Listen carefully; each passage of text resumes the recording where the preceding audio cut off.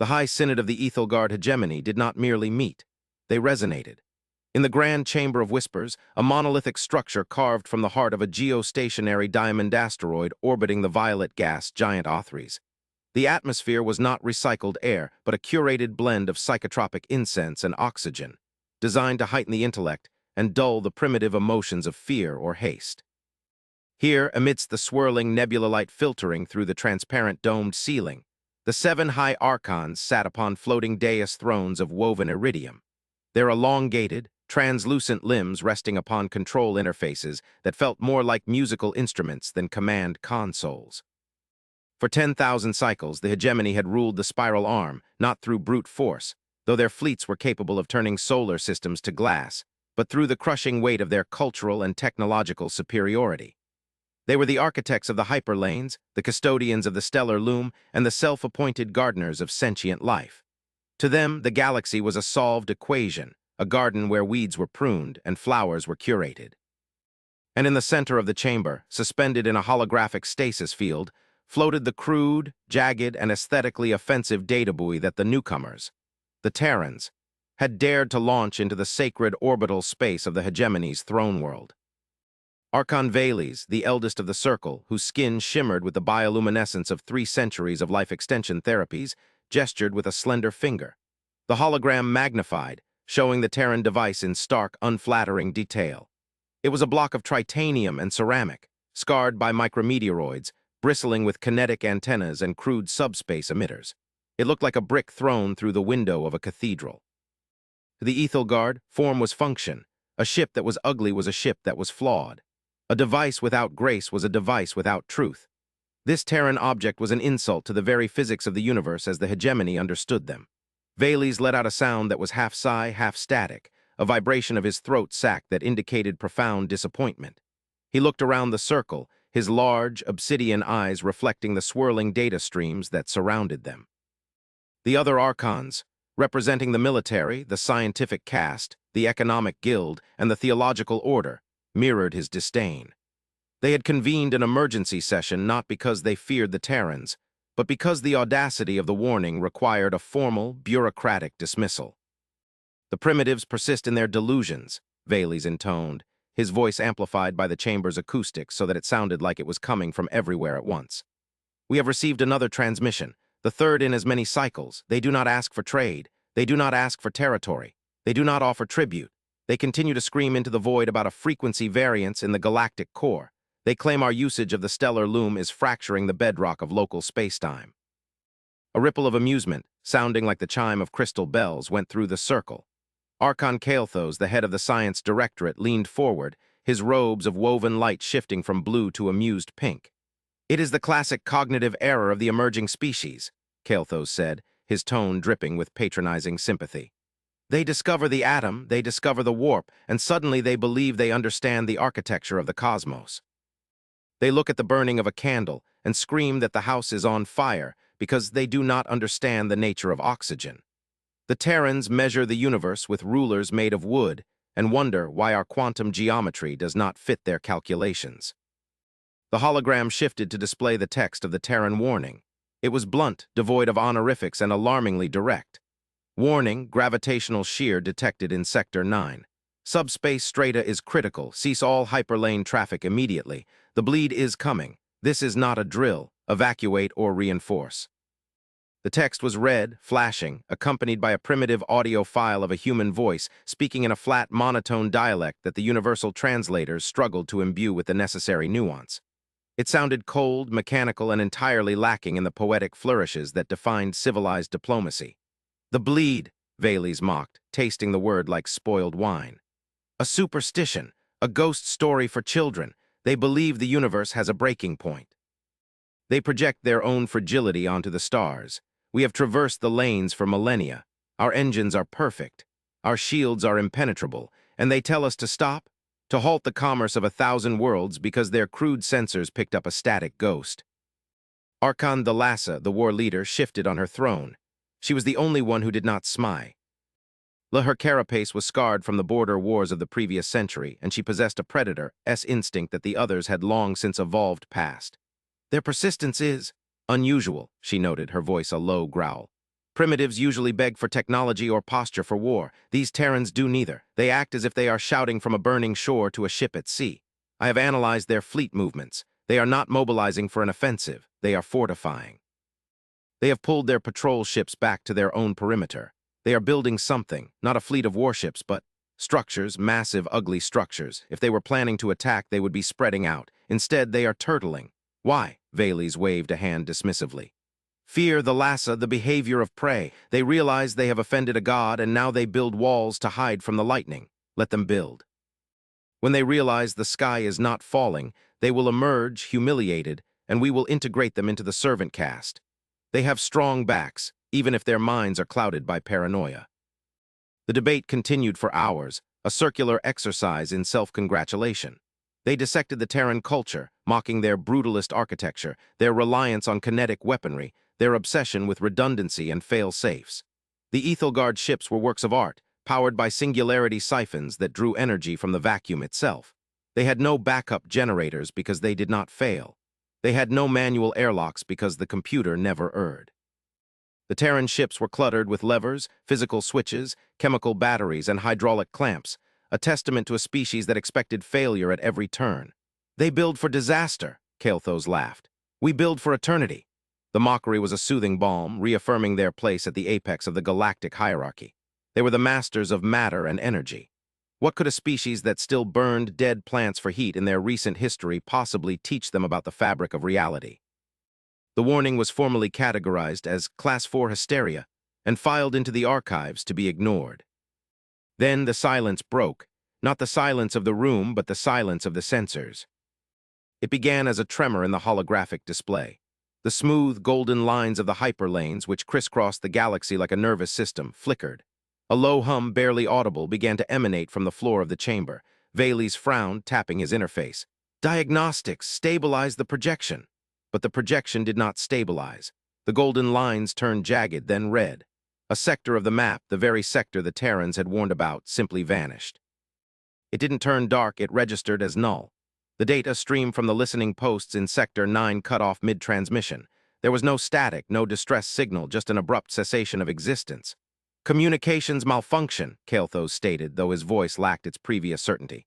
A solar flare must have overloaded the relay network. I will reroute through the secondary. He stopped. His fingers froze over the keys of light. The secondary relays are gone. The tertiary relays are gone. The hum grew louder. It was a vibration that could be felt in the teeth, in the marrow of the bone. The chamber's ambient light shifted from a soothing violet to a harsh emergency amber. Alarms, which had not sounded in the Grand Spire for 500 years, began to wail, a mournful, dissonant sound that shattered the cultivated calm of the High Synod.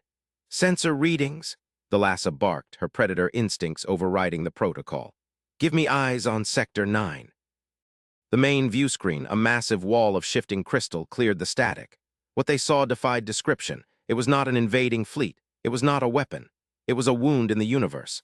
A tear in the fabric of space-time, jagged and bleeding distinct colors that the Ethelgard eye could barely comprehend, colors of anti-reality. The stars in the background were being pulled into it, not by gravity but by erasure.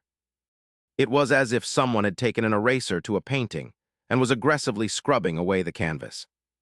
Bleed, Vales whispered, the arrogance draining from his face like blood from a wound. It is real. The tear was expanding. It was moving faster than light, eating the hyperlanes, consuming the subspace tunnels that the hegemony relied on. The energy backlash was traveling up the lanes, heading straight for the core worlds, straight for Othries. Raise the planetary shields, the Lhasa roared. Full power to the containment grid, but Kael'thas was staring at his console in horror. We cannot, the energy.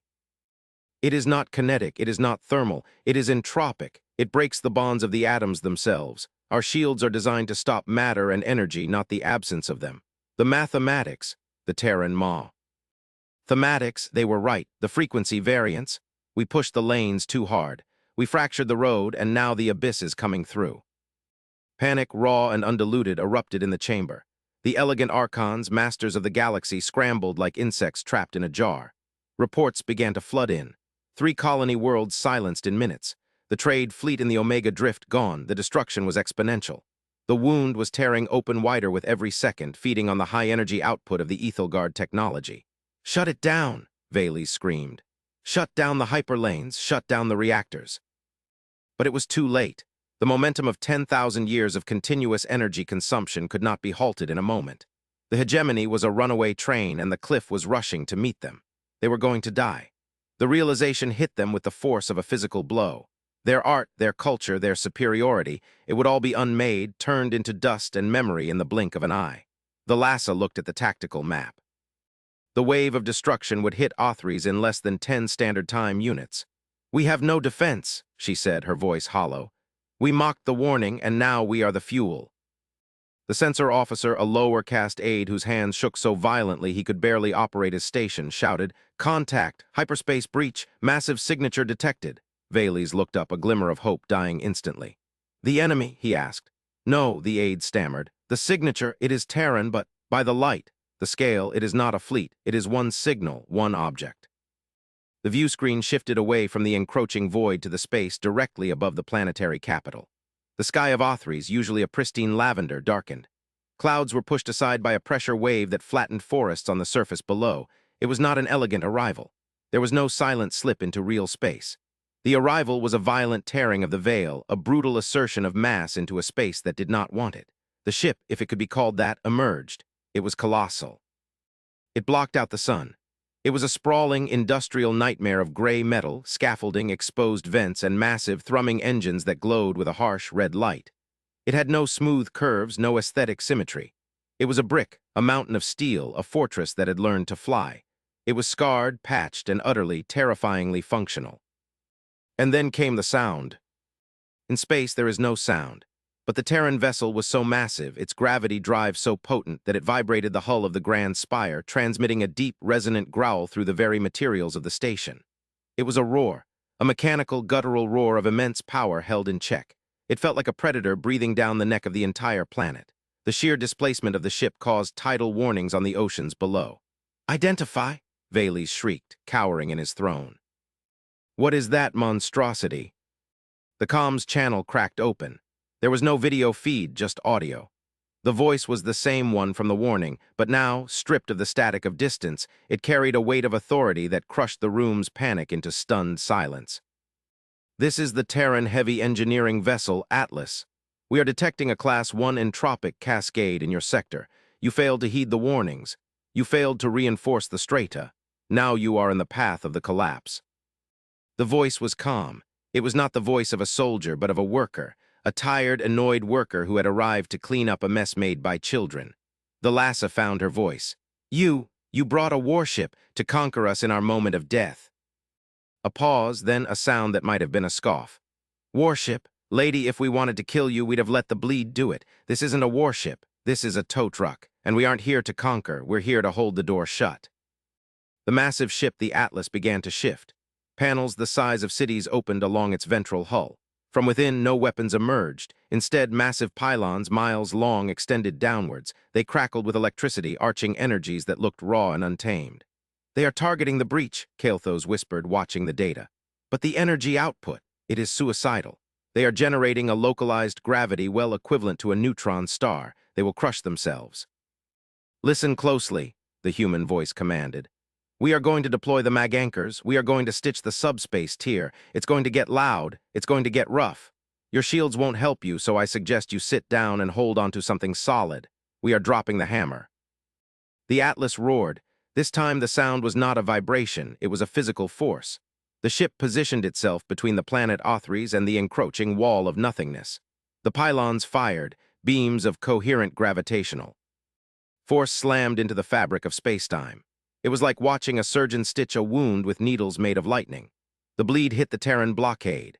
The impact released a flash of light that blinded the sensors of the hegemony. The grand spire shook violently, statues toppling, the delicate crystal windows cracking under the strain. The Ethelgard archons, beings of supreme elegance, were thrown to the floor, scrambling for purchase as their world rocked. Outside, the Atlas held the line. The entropy wave washed over the Terran ship, stripping away layers of armor, vaporizing external arrays, eating into the hull. But the ship did not move. It absorbed the punishment. It groaned, the metal screaming in protest, but it held. The ugly redundancy, the primitive thickness of the armor, the physical bulk, it was all designed for exactly this. Where Ethelgard energy shields would have failed instantly, the Terran steel ablated, sacrificed inch by inch, layer by layer, buying time. The humans were trading matter for survival. They were feeding the fire with their own skin to keep the cold out. For 3 hours, the struggle continued. The Ethelgard watched in terrified awe as the Terran ship burned. They saw explosions ripple across its surface, entire sections venting atmosphere and debris. They saw the glow of the engines turn from red to a blinding white as the reactor was pushed beyond critical. The human voice returned, strained now, breathless. Anchor 3 is buckling, rerouting auxiliary power. Vent the starboard heat sinks. Let it burn, keep the lock. They are dying for us, Valles whispered, unable to comprehend the logic. Why, we mocked them, we ignored them. Why do they stand in the fire? The Lhasa watched the tactical display. Because, she said softly, realizing the profound difference between their species. We believe we are the owners of the garden. They know they are the gardeners, and a gardener does not let the weeds kill the rose even if the rose has thorns. With a final, earth-shattering boom, the Atlas fired a pulse of reverse entropy. The tier in space seized, spasmed, and then with a sound like a thunderclap snapped shut. The bleed was gone. The purple sky returned, bruised but whole. The Atlas hung in the sky, a smoking, ruined wreck. It was listing to one side, bleeding atmosphere, its massive engines flickering and dark. It looked like a corpse floating in the upper atmosphere. Silence returned to the grand chamber, but it was not the arrogant silence of before. It was the silence of shame. The silence of a child who has been saved from traffic by a stranger they had spat upon. Hail them, Valles said, his voice trembling. Offer everything, medical aid, repair crews, anything. The comms officer opened the channel. Static hissed, then the human voice returned. It sounded exhausted, coughing. This is Atlas Command, the breach is sealed, local spacetime is stable, you're welcome, we're going to need a tow, and maybe a cold drink. The Lhasa stood up. She smoothed her robes, but her hands were shaking. This is High Archon the Lhasa, she said, speaking with a reverence she had never shown another living being. Terran vessel Atlas, you have saved Authries, you have saved the hegemony, we did not listen, we are in your debt. Yeah, well, the voice replied. Next time we send a text, maybe read it before the sky falls down. Captain Vance out. The aftermath of the Great Shear, as it came to be known, changed everything.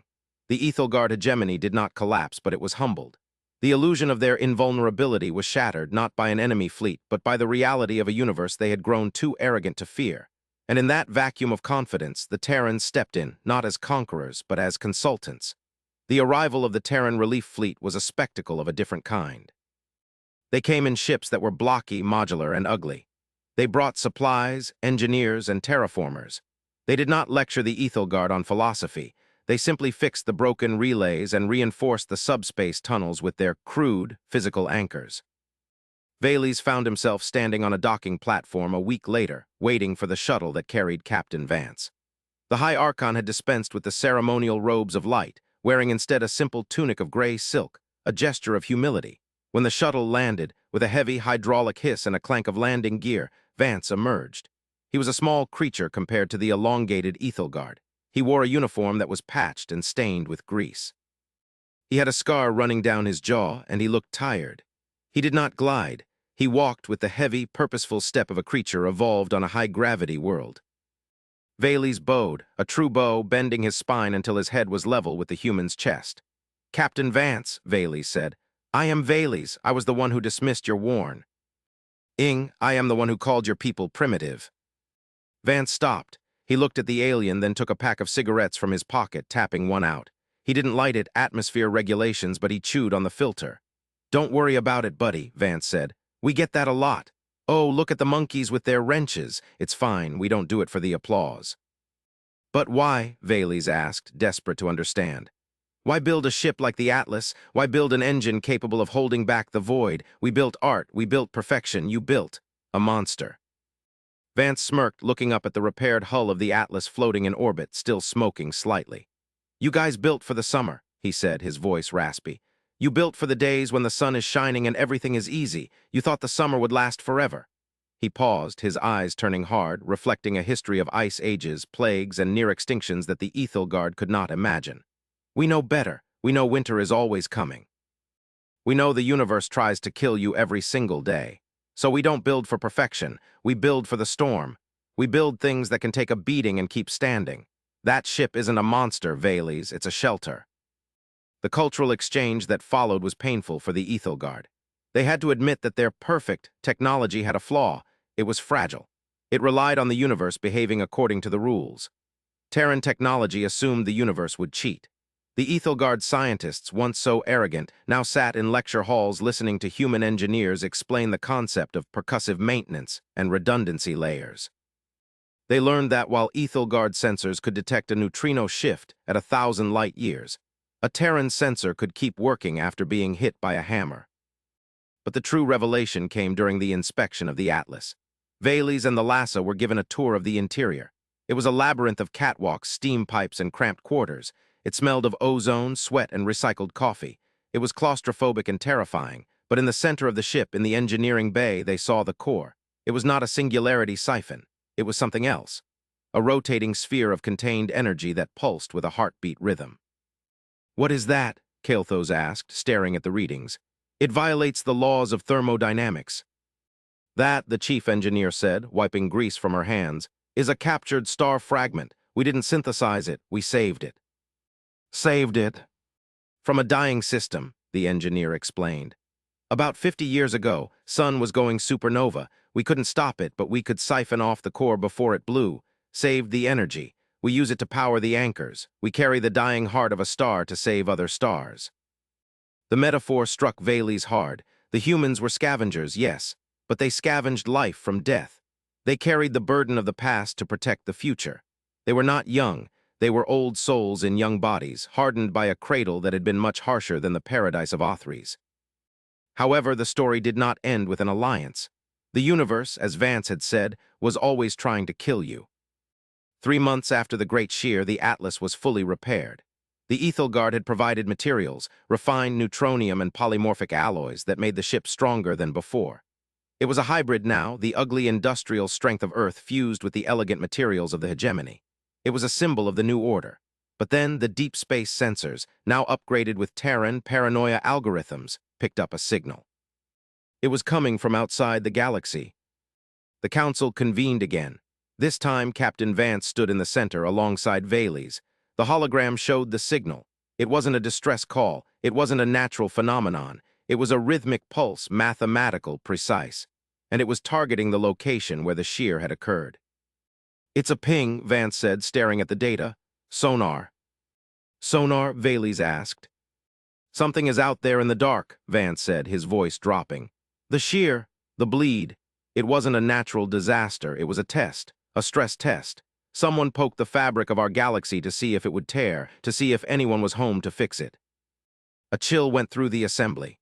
The Ethelgard had always believed they were alone in the dark, the apex predators. Now they realized they were merely krill floating in a massive ocean, and something huge had just tapped the glass of their tank. The bleed was a probe, the Lhasa realized, her warrior instincts flaring. If we had failed, if the Atlas hadn't held the door, then the galaxy would have torn open, Vance finished. And whatever is out there would have come in. They were checking for resistance. They wanted to know if this galaxy was soft. "And what did they find?" Vales asked, looking at the human. Vance grinned, a feral, predatory baring of teeth that was uniquely human. "They found out the door is locked, and they found out there's a guard dog." The revelation shifted the paradigm of the entire galaxy.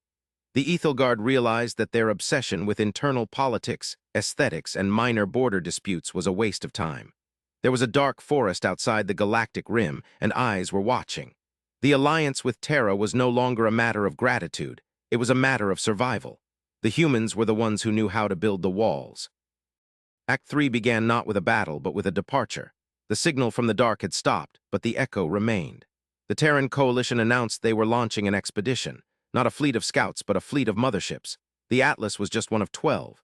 The Zodiac-class, heavy engineering vessels. They were going to the edge of the galactic rim to build a barrier.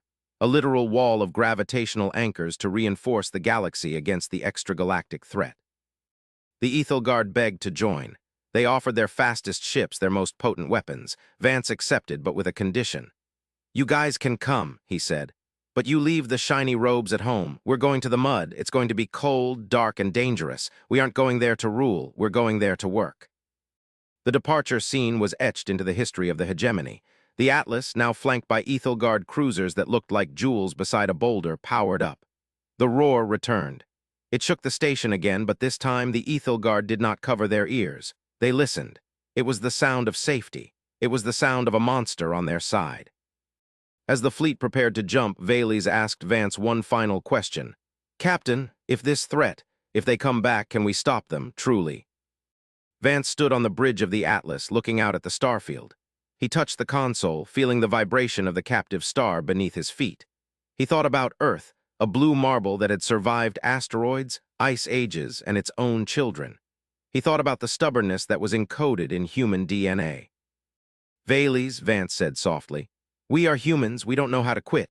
We defied our own gravity to get to the moon. We defied the atom to split the nucleus.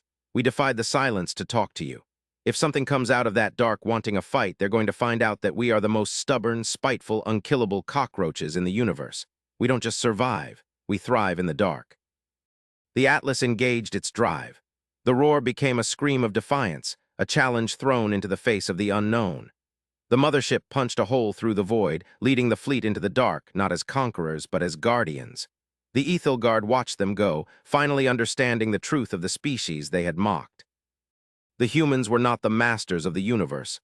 They were its janitors, its mechanics, its protectors, and God help anyone who made a mess on their watch. The twist, however, lay in the data that the Atlas left behind for the Ethelgard to analyze.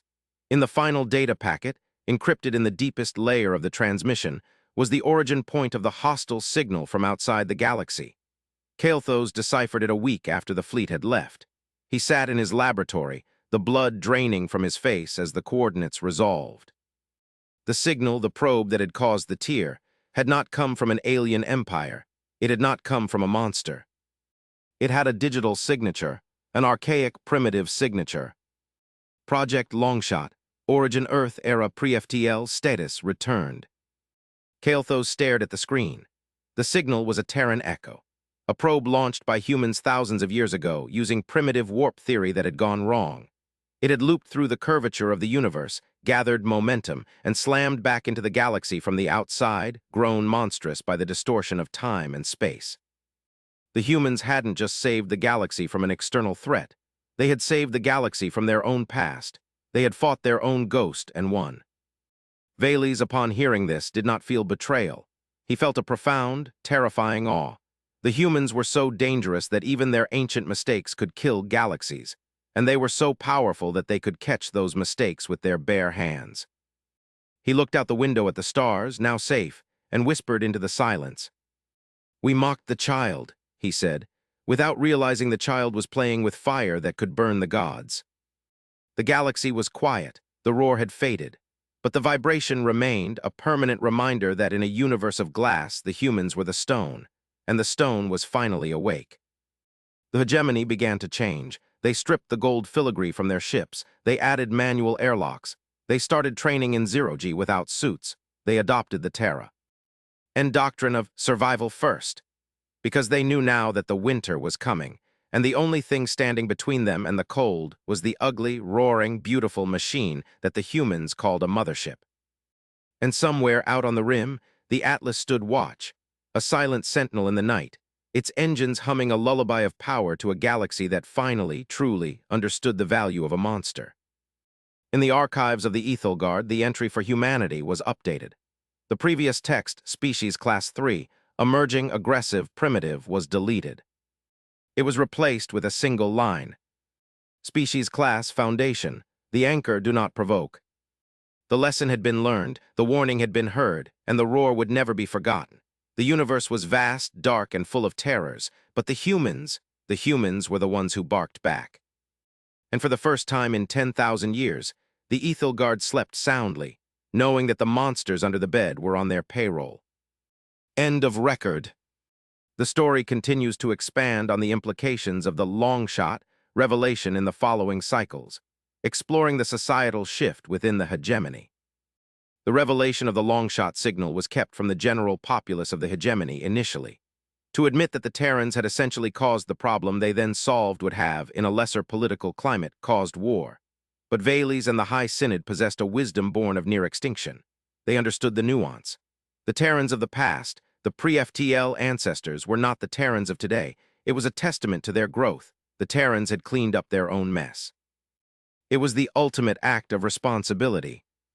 Life on Othries transformed. The aesthetic of the capital city shifted. Where once there were only floating spires of glass, now there were reinforced bunkers at the base of every tower. The Vance Protocol became mandatory in all schools. Always have a backup. Always check the pressure. Never trust the computer completely. The Ethelgard youth began to idolize the rough, scarred appearance of the Terran workers who remained in the system. They began to scarify their own shells, painting them in matte grays and industrial oranges, mimicking the livery of the Atlas. It was a cultural shockwave. The elegant ones were purposefully making themselves ugly to feel stronger. Ambassador Vance returned to Othries 6 months later. The Atlas was still on the rim, but he had come back via a fast courier ship to formalize the treaty.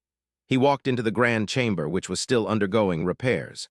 Scaffolding, Terran steel scaffolding, held up the cracked crystal dome. "You kept the cracks," Vance noted, pointing up at the ceiling where the spiderweb fractures from the gravitational shear still marred the view. Valles nodded. "We did, a reminder perfection is a lie, survival is the truth." Vance smiled, a genuine, warm expression this time. "You're learning, that's good, because I have more news, and you're not going to like it." The tension in the room spiked. "Another tier?" the Lhasa asked, her hand drifting to the weapon she now wore openly at her hip, a Terran pattern kinetic rail pistol. "No," Vance said. "We found something else out there on the rim when we set up the anchor wall. We found ruins." "Ruins?" "Megastructures," Vance continued. "Ancient, billions of years old, and they aren't ours, and they aren't yours." He activated a projector. The image showed a ring world, shattered, drifting in the void between galaxies. The scale was incomprehensible. It was large enough to encircle a star, but it had been snapped in half like a dry twig. "Someone else built walls before us," Vance said grimly, "and something broke them." The silence in the chamber was heavy, but it was not the fearful silence of the past. It was a calculating silence. The Ethelgard were no longer passive observers, they were survivors. "Then we build stronger walls," Valles said firmly. "We use your steel, we use our energy, we combine them." Vance nodded. "Exactly. The Atlas is just the prototype. We're planning to build a Titan class, a ship the size of a moon, a mobile fortress that can plug a hole in the universe permanently. But we can't build it alone. We don't have the resources. We have the design, we have the grit. But we need your refinement. We need your singularity tech." It was the moment of true unity. The proposal was not for trade or for peace, but for a joint project of such magnitude that it would fuse their two civilizations together inextricably. "We will build it," the Lhasa said. "We will build the Titan, and when the breaker of walls returns, we will be waiting." The story of the Ethelgard and the Terrans became the founding myth of the new Galactic Concordiat. They became known as the Sword and the Shield. The Ethelgard were the sword, precise, deadly, high energy. The Terrans were the shield, massive, immovable, unbreaking. Decades passed. As said, the memory of the arrogant empire faded, replaced by the reputation of the Iron Gardeners. The hegemony's borders opened. Terran haulers moved freely through the sacred core worlds, their ugliness now seen as a badge of honor. Ethelgard scientists served on Terran crews, learning the chaotic, intuitive engineering that allowed humans to fix a warp drive with a wrench and a curse. And deep in the void, the Atlas remained. Its crew rotated, but the ship stayed. It became a pilgrimage site. Aliens from a dozen species would travel to the edge of the rim just to see it, to see the beast that roared. They would drift in their sleek yachts and stare at the scarred gray hull, the massive, silent engines, and the pylons that had stitched the sky back together. They would feel the low thrum of the captive star beating in its chest, a rhythm that said, "I am here. I am watching. You are safe." One day, a young Ethelgard, born long after the shear, asked his grandfather, Valles, now ancient and retired, about the humans. "Grandfather," the child asked, "are the humans gods?" Valles laughed, a wheezing sound. "No, little one, gods are distant. Gods demand worship. Humans are much better than gods." "What are they?" "They are brothers," Valles said. "They are the big brothers who stand in front of you when the bully comes. They are loud and they smell of oil and they are rude. But when the night comes and the monsters scratch at the door, there is no one else you want in the room with you." The child looked up at the night sky. where the distant lights of the Terran construction yards twinkled like new stars. "Will the monsters come back?" the child asked. "Let them come," Valey said, his eyes gleaming with the reflected light of the Terran moonship. "Let them come, we have the roar." And in the darkness of space, the Atlas turned its sensor arrays outward, into the infinite black, watching, waiting, and daring the silence to break again. For this time, the galaxy did not whisper. It growled. The ultimate twist was not just that humanity had created the threat, but that in doing so, they had inoculated the galaxy against it. The long-shot probe was a mistake, yes, but it was also a vaccine. It forced the galaxy to wake up. It forced the Ethelgard to evolve. Without that mistake, the hegemony would have stagnated until it died of its own lethargy. The humans, in their stumbling, chaotic progress, had accidentally saved everyone from the slow death of perfection. As the Galactic Concordiat expanded, they found other civilizations. Some were hiding. Some were dead. All had fallen to the Great Filter, the point where a civilization either ascends or destroys itself. The Ethelgard had been stuck at the filter, paralyzed by their own success. The Terrans had simply smashed through the filter with a hammer. The story ends with a view of the new flagship, the GCS Vanguard. It was a synthesis. The hull was Terran tri-steel, ugly and thick, but the engines were Ethelgard singularities shining with elegant light.